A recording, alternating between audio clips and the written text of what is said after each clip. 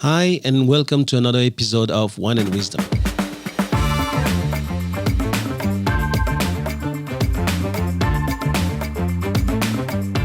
I'm Thomas Hoang, and you're listening to the TL podcast, where knowledge is shared and no one takes themselves too seriously.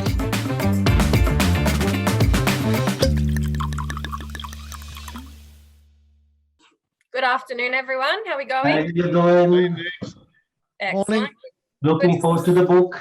Yeah, I can tell. It's good to see you all. So this week, we're still reading the 12 Rules for Life by Jordan Peterson. And Still reading it. we're still reading it. We're up to rule number 8. And the title of this rule is tell the truth, or at least don't lie.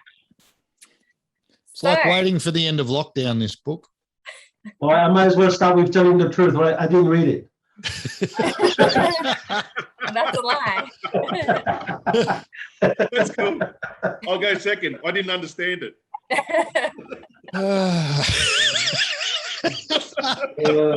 Okay. God. So again, on the surface of things, the title of the chapter would seem fairly self-explanatory. However, he's not really talking about telling porcupines as we know them, is it? He's talking about people who are actually living a lie, which is a much heavier and much more serious discussion. He starts off with the pretty obvious stuff of people who blame everything on everybody else instead of themselves, and that's part of them living a lie. But then he goes quite deep into why you're living a lie, and if you are that person who blames everything on everybody else, you are a lie. And holy shit, man, just goes. Even before that, Ken, he goes in just this on the surface. He's talking about just in your everyday conversation, avoid not telling the truth. People avoid telling the truth in case they hurt someone's feelings. Just in general life, I think, and a lot of people, and I know people, they call them little white lies. I think if a rat's asked about the colour, that's a lie, right? And a lot of people do it. And unfortunately, a lot of people get caught up in that as a habit. It becomes their normal conversation. You know, why are you late? Oh, well, I got stuck in traffic. No, because you fucking wake up late. It's not nothing to do with traffic, that sort of stuff. But people call them little white lies because whether it's not to hurt the other person's feelings or to get a gain within themselves, whether it's a social gain or a gain within work or whatever it may be. And being salespeople, I mean, unfortunately, a lot of people look to salespeople wanting to see through that salesperson talk, but we take it, very seriously about telling truth to our customers. Hence, I won't be telling you that I love you anymore, Chris. Man, lucky you're on radio because I've got so many lines to that. But on radio, on podcast. And then he goes a little bit deeper. But I think the first step is... the first step is just in your everyday talk. And it's even that it was internal dialogue you do.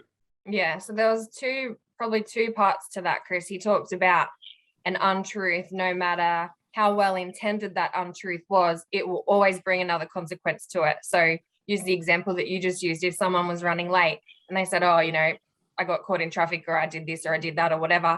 And then later on in the day, you hear them say to someone else, oh, I slept in, or I, argued with the kids, or whatever the reason was. It then makes you question them as a person. It's a bigger picture than just what they've said. So he sort of, and it also reminded me of something that it was in, I think, a couple of our manuals about the deletion and the distortion, and there was another D, but I couldn't remember what it was. So it's not necessarily that they're always telling a blatant lie. It's that they're morphing a version of what did or didn't happen into their own version of the reality to make themselves feel better. But he said that he sort of took a step out of himself and divided himself into two people, and he divided himself into a thinker and then into a speaker. And he said when he observed that, he realized that almost everything that he was actually speaking was an untruth. It wasn't that he was lying, so to speak, but he was speaking an untruth. And that bit, I don't think he really did a great job of tying it back to the actual title of the chapter. I thought, oh, this is good. It's going to paint a bit of a different picture, but I felt he probably could have spent a bit more time delving into that a little bit more. Yeah, it fizzled out a bit on that sort of part of it. But the untruth, I found this in real life. Hey? First of all, it's deletion, distortion, and generalization. No. I thought it was another D. That's why I didn't get it. I know. I wrote. What about another tough What read. about the story with the Egyptian? The Egyptian story with the god and the son of Osiris and Set. What did you get out of that? Okay. Fast forward. Hey? Skip. On the page. Hey? No, come on. I'm just asking because he's really getting back to that. What is the story? Like last time he had a story. Right at this time there's another story. It's constant, right? And this time it's I think it's from an Egyptian, isn't it? An Egyptian story. Egyptian god, so Cyrus, Osiris, Horus, who is his son, and Set, who is the enemy, who actually defeated his father and cut him to pieces. And then afterwards, the nice story is that when Horus defeated Set, Set took away one of his eyes. But after the defeat, he got the eye back, and he gave it back to his father. So I don't get it. I'm just trying to understand, guys. Why did he get that part in this story? I don't know. I got the message that he was basically trying to say, accept what's in front of you and be courageous enough to accept what's there. But I don't know that it probably was more of an inner thing about them looking internally for their own truths in that situation rather than, external truths.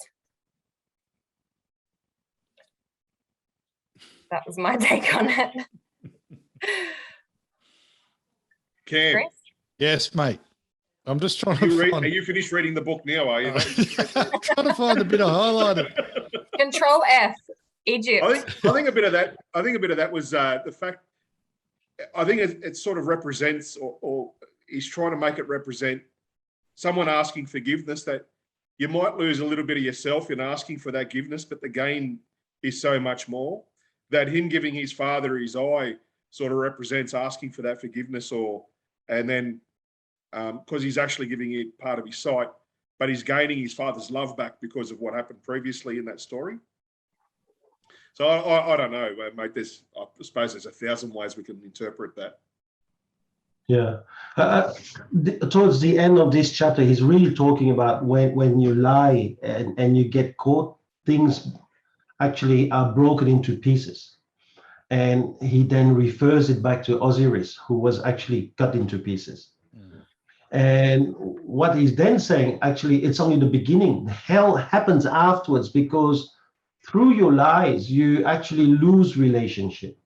And that's the beginning of hell. That is the disintegration of the relationship you have with people who have put trust in you. And that is a consequence of lies.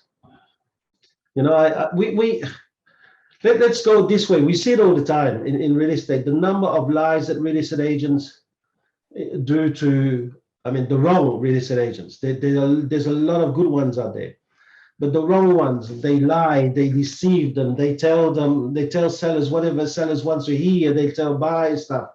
They draw easement and sewer line, redesign sewer line on contracts in order to get their sale across. These are silly stuff that a lot of real estate agents do out there. What they don't understand is that you get caught in the lie. That's one thing. You get the treatment of Osiris, but then when all your clients and the community are there, because the word spreads very quickly about you, this is the disintegration of your relationship. And to me, that's the only thing that I got out of it. What I don't like is how he ends the text, which is, if you can't tell the truth, at least don't lie. Meaning he leaves it open. If you can't tell the truth, which is another form of lies that he talks about in the book, but he doesn't end with that, is that a lot of people, they omit part of the truth. It's almost like, I just said this, I didn't say this, I cut that off. It's up to you to find it. And if you don't find it, well, then I've told you the truth. And I think that that's also wrong. I think that he talks earlier in the chapter about that. I just come across the line while I was finishing reading the chapter, Chris, but yeah. I've highlighted it here. A sin of omission occurs when you let something bad happen that you could have done something to stop it. So he says, don't lie, or at least, his last line there, but he talks about omission, which you just mentioned, being a sin as well. So it's kind of back and forth in his own head about what to actually do, which takes a bit of the gloss off it. I think, especially the first half of the chapter, where he talks about people who are constantly doing the same thing, and their truth is the only truth. And he talks about how pride gets involved, and the pride says that, well, if I know this, there is nothing else to know because that's my truth, and people use that as an excuse not to change. But he also then explains that to admit you were wrong is a sacrifice, and every time you're wrong, your sacrificial debt gets deeper. It says error necessitates sacrifice to correct it, and serious error necessitates serious sacrifice. To accept the truth means to sacrifice, and if you've rejected truth for a long time, then you've run up a dangerously large sacrificial debt. So people who have been lying to themselves for so long, the sacrifice and the pain it's going to take to come out of that world is almost too much for people. A real estate agent who has started his career lying, is 5 years into his career, is still lying. By the time he's 20 years into his career, the pain that it's going to take to correct some of those errors is probably greater in their perception than it is to just keep doing what they're doing. Yeah. Well, it's easier for them to believe that it's the truth. That's what it really comes down to. He talks about, knowing the truth, seeing the truth, and telling the truth are three very different things. Yeah. And he said people often get them, mixed, or they feel like they know the truth, but because they haven't said it, then it doesn't achieve anything. If like what you said before, Cam, if you know something but you've done nothing to fix it, then it's making it worse. He says here, did what I want happen? No. Then my aim or my methods were wrong. I still have something to learn.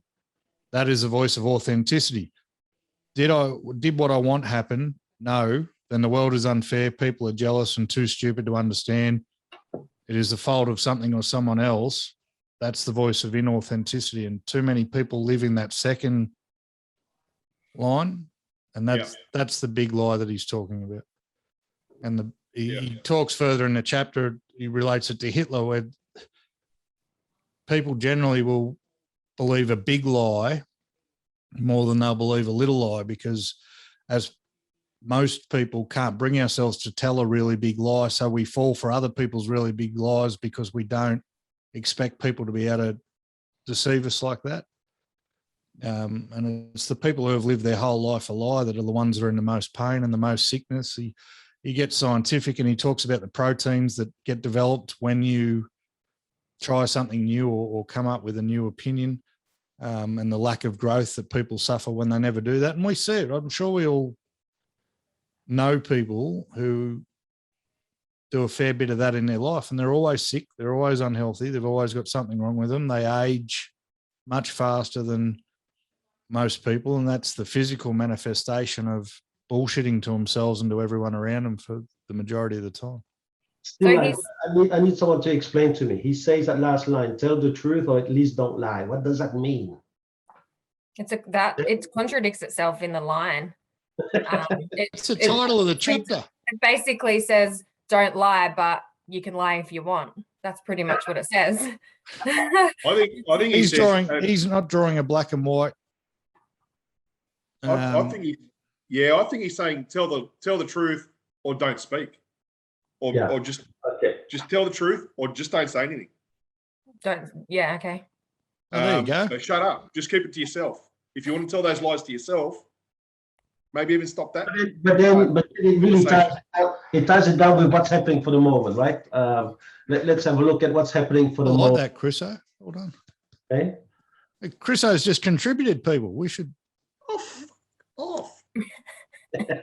tell the truth or don't speak. I think that's probably could that be what he means? Well done, mate. Good on you. Start in the wine, mate. Oh, you have. Okay. So what's happening for the moment with all of these conspiracy theories on the vaccine? How long have you they're got? speaking their truth. No, I'm just talking about this. So two subjects about this chapter here. That's one. And the other thing about what's going on between Malcolm Turnbull and Scott Morrison for the moment on the AUKUS submarine deal. So who's telling the truth? Who's doing what? Do we see omission there? Do we see an agenda there?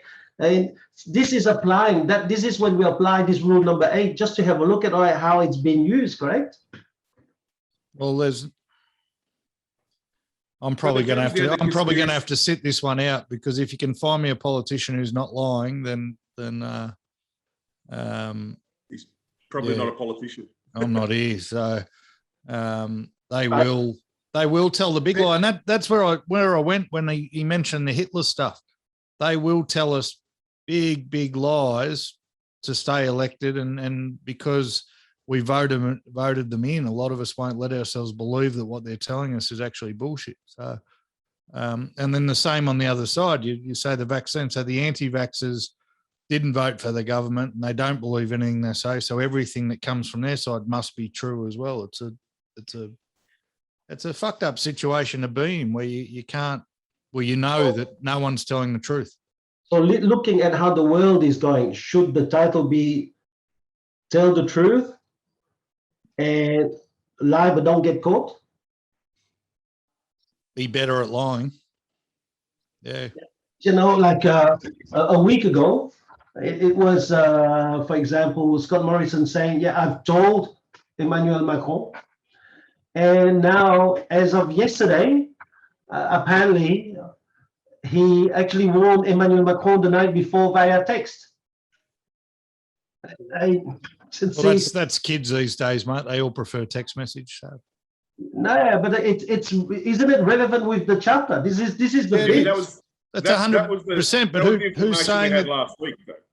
Who's saying that he texted the night before? Don't get caught. The title. Yes. Well, where's the problem is we look at where it's hard for the ordinary folk like me and you, Chriso, is that we see all the lies and the corrupt people getting ahead in life, right? They're the ones running the country. They're the ones making the most money. So maybe if you really were going to give a self-help book, it would be on how to lie properly and get away with it for long enough to get yourself into a position of power where it doesn't matter. Maybe that's a better way to live life. Maybe we've been missing something this whole time. The only people that haven't had a wage cut because of COVID are the people at the top who are full of shit constantly. So what's in it for us to be honest? Yeah. Apart from a good night's sleep. Look, I don't know about you. With politicians, what's the old saying? How can you tell a politician when he's lying? When his mouth is moving, right? But I don't know about you guys. For me now, I sort of take everything that you hear with a grain of salt and filter it through that bullshit meter, and sort of expect them to change their mind, change their story. You know what? That wasn't what I said. And I think we've become accustomed to that bullshit that they feed us. But they're the ones running the world. Oh no, there's no question there, and I understand. But that's what I mean. So what sort of life is it where the biggest liars get the most heavily rewarded? Because really, that's where we are, aren't we? Yeah. So what I'm trying to ask is this chapter we're reading relevant? Because I don't know whether the vaxxers are telling lies or the anti-vaxxers, really. All right. I don't know whether Morrison's telling lies or Emmanuel Macron's telling lies or Malcolm Turnbull. Yeah. But it seems that these are just two subjects. I could bring out more subjects out and lay it out. Climate change. You know, so you've got all of these subjects. And the question is this chapter in this book relevant to today's time when social media is all about, don't worry about the truth, as long as you're the loudest, get your message across. Yeah, no, I don't think it is. Most people tell their version of the truth. That's what I was about to say. If there's like, say, Cam and I are both at the same venue, and you know there's a function happening or whatever, my version of that function and his version of that function, or a snippet of that 1 minute of that function that we say, you know, this person jumped a particular fence for example, or they didn't jump a particular fence, then, you know, there's going to always be a different version of that story based on your perspective because of what you're looking, what you're seeing, all of that kind of stuff. So I think there is a difference between lying and not telling the truth. There is a difference, but I think that the majority of people, or my view is that most people don't intentionally lie. Most people tell their version of the truth, or the version that makes them feel better. Well, but here's another thing. It's an intentional lie. If you went to about 3 pages into his first into the chapter, he says one day he sat down and he decided he was going to just analyze his entire day, and he realized how many lies he actually was telling people, right?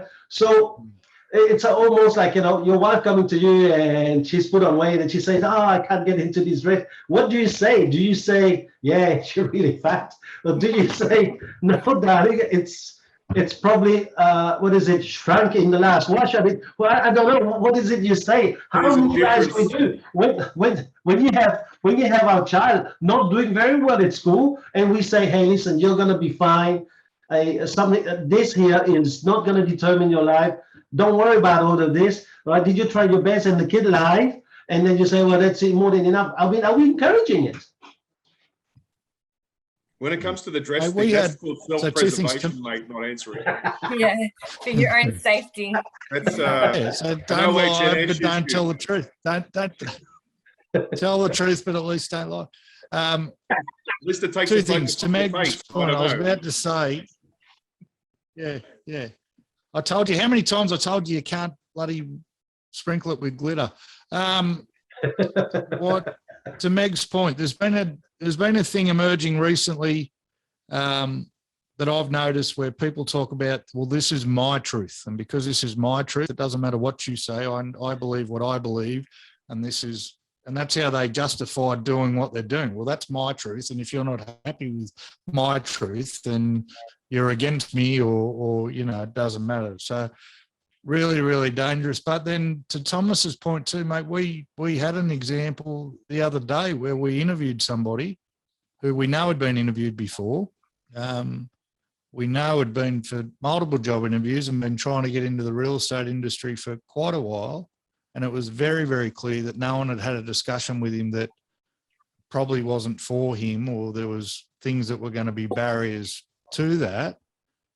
And if, you know, you hadn't had the conversation you had with him, TL, how many more years was that kid going to be going on thinking that, you know, I'm made for this and this is what I can do in life? And that's a lie. By interviewing someone and where there's clear issues and letting that guy leave the interview and just not giving them a job, that's a lie. That's an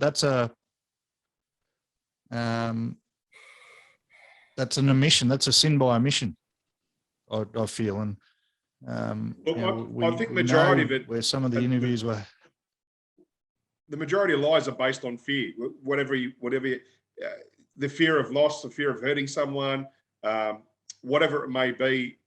But majority of it's based on fear and ego. And then when it comes to the politicians, fear and personal gain, mate. Sorry, mate. Say that again. Fear and personal gain. A lot of the lies are for personal gain. Yeah. Well, that's I'll admit this. I haven't lied.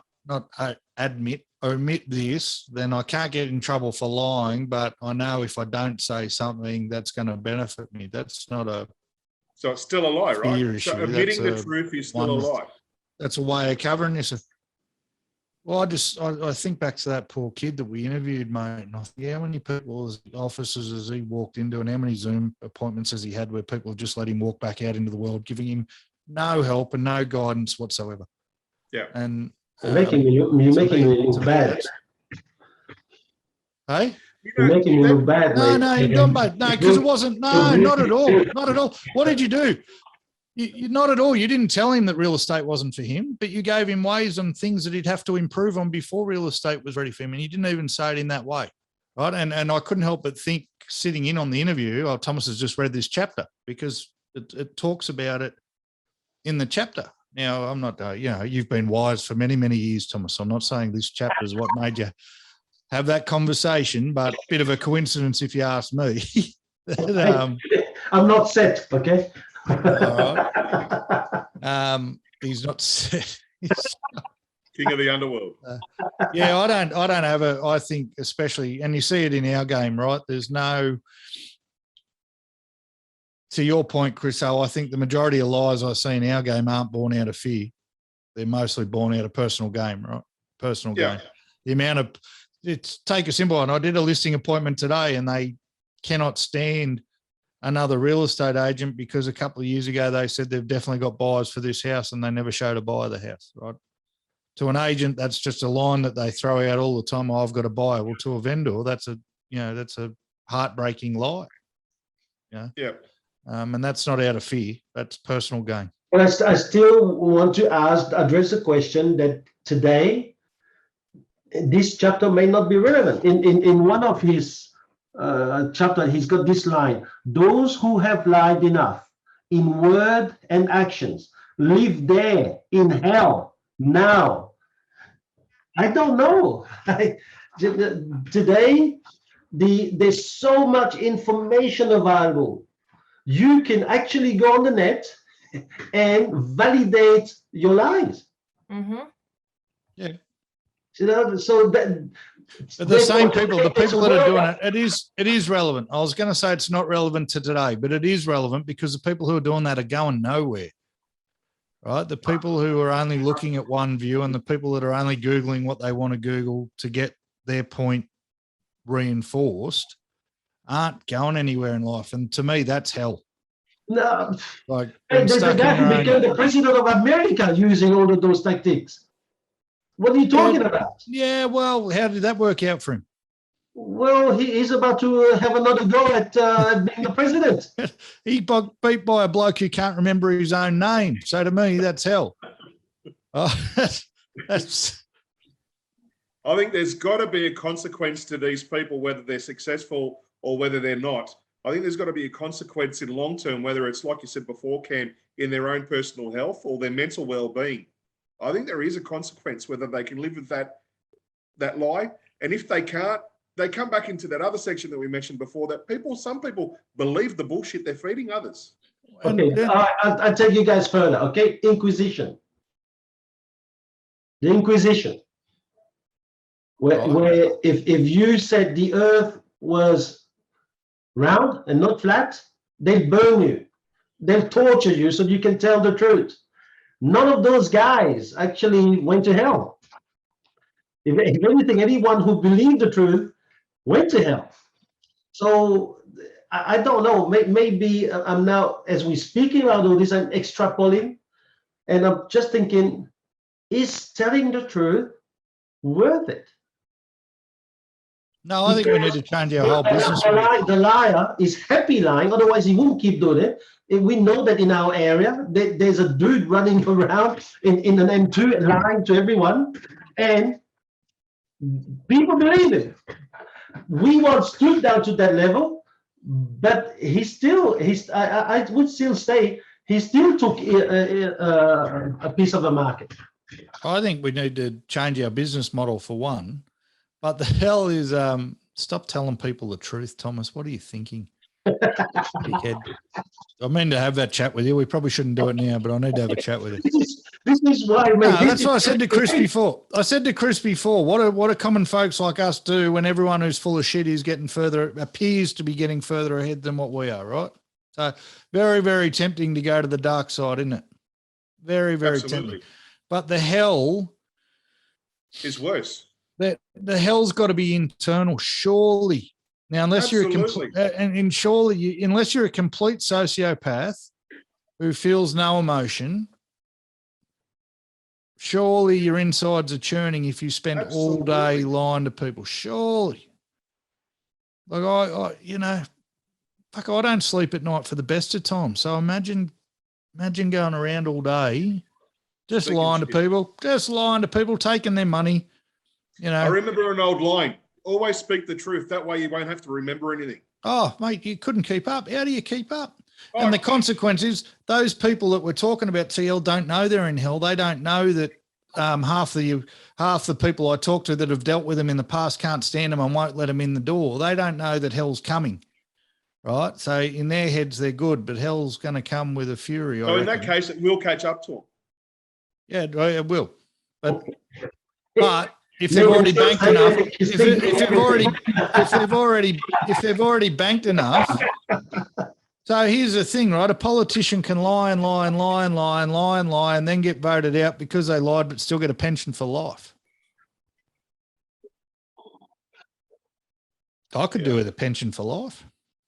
I said to Alexander already, mate, you're smart enough, get into politics. He doesn't want to. And I said to him, all you have to say is this: I'm going to tell you 5 things I'm going to do after I enter office, and I want my opposition to do the same. And if we don't work at delivering it the best we can, we will go to jail and we will forfeit whatever we should be paid. And at least you can play honest, But I don't know whether you win. Here is another thing. So I really like to challenge you guys today. Actually, this chapter is starting to be a really good one. Should I, when my kids were born, should I have taught them the value of lying and how to lie and get away with it rather than tell the truth and be raped by the people who lie? Because if I told them that level of lies, they feel good about it, because you don't feel bad about lying, Cam, because your mom and your dad has put that into you. Your mom and dad done that to both you, Meg, and Chris. So we've got that. But you assholes. But what if our parents did the opposite? We would feel okay scheming. You wouldn't know any different. You wouldn't know any different. Maybe you wouldn't have to, your credit card wouldn't come out as often, TL, if they're making their own way in life, eh? They'd have everybody else's credit card. You didn't think of that, did you? Eh? But there's crime families. And it breeds. The mafia, the mob, there are crime families, right? So what are those kids being taught from the minute they're born? Lie, cheat, steal, get away with it for as long as you can, and don't worry if you get caught, because we'll have enough buried under a truck somewhere or under the backyard that when you get out, you'll be fine. There's some more there, yeah. And so I think that that's where my conclusion of this chapter, it was missing that talk from the other angle. It did not entice me to see that angle and say, do you know what? Now I've seen both, and it's made a very good argument for me to stay this way. I think it's talking just that one view. It hasn't explored the other side, because the other side's watching this and reading this, probably going, yep, you idiots can just keep on telling the truth. And now I know how to manipulate you guys even further. Taking it all the way to the bank, brother. I don't know. What do you think? You guys have read. I haven't. There was a bit that I wanted to put to you guys, and he said, if you can't reveal yourself to others, then you can't reveal yourself to yourself. Yes. Whereas I've always thought it would be the opposite way around, that if you're not true to yourself, then you can't be true to others. But I wanted your thoughts on that line. I probably agree with you, Megsy. I think you can be true to yourself without having to show the whole world who you are at times. I don't think you need to show Yeah, there's too many liars and cheats out there who don't deserve to know who you really are, don't they? Yeah, well, it's not. I don't believe in. I agree with him that sometimes you've seen people who lie so often that it becomes the truth for them. There are people who told the lie over and over and over, and now if you tell them what you said is a lie, and they will swear on their kids they're telling the truth. So I think that there's people who are lying to others, and along the way really have forgotten who they are, and have not real and suddenly don't even know who they are anymore. Yeah. And I think that that's probably the point that he's trying to make. The point when you know yourself and you're not revealing that, maybe that's something else, maybe that's a sense of not being good enough, or other things that are in you, maybe not being a lie to deceive, but more a lie to hide. I think that's how I would see that line. Anyway, it's a very good chapter. Thank God I read the last page because I'm still lost there. So he should have said, "Tell the truth or shut up." Yeah. Yeah, I think I agree with Chris. Yeah. Chris for the So win. much for this week, Chris. You saved us. Just that one line. Chrysopoulos Can we just talk about Denolarus. the heading? Can we just talk about the heading, like the title next week, instead of reading the whole chapter? Can we just talk about? No, because the text never matches the chapter. Oh God, man, I'm not looking forward to the next one. I thought this one was No. right, but this one here, the stories inside, it lost me. Anyway. Guys, thank you very much for this week.